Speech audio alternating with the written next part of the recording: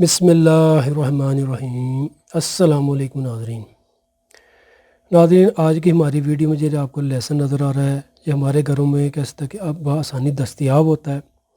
اس کا آپ استعمال کرنا ہے، پھر آپ نے کمال دیکھنا ہے۔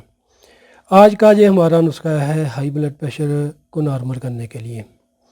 ایسے مریض جو کہتے ہیں کہ ہم بازاری ادویات کھاتے ہیں، ان کا ہائی بلڈ پریشر یعنی کہ ان کا جو مسئلہ ہے وہ ٹھیک نہیں ہو رہا، وقتی طور پر ٹھیک ہو جاتا ہے، پھر یعنی کہ بڑھ جاتا ہے، یعنی کہ انہیں لازمی بلڈ پریشر کی دوائی کھانی پڑتی ہے، وہ مریض لیسن استعمال کریں اور فائدہ اٹھائیں۔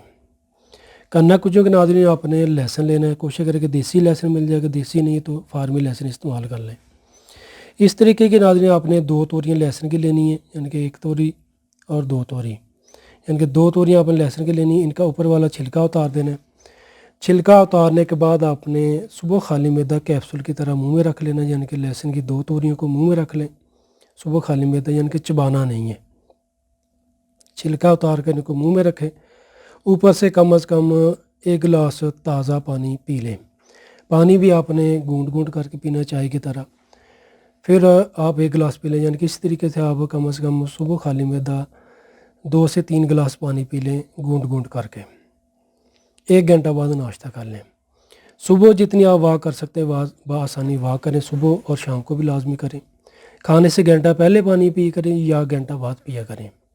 کھٹی تلی چیزیں، بازاری کھانے، تیز نمک، مرچ مسالہ جات اور کول ڈرنک وغیرہ سے پرہیز کریں اور اس نسخہ کو استعمال کریں۔ انشاءاللہ چند ہی دن میں آپ کو اس کے حیران کن رزلٹ ملیں گے۔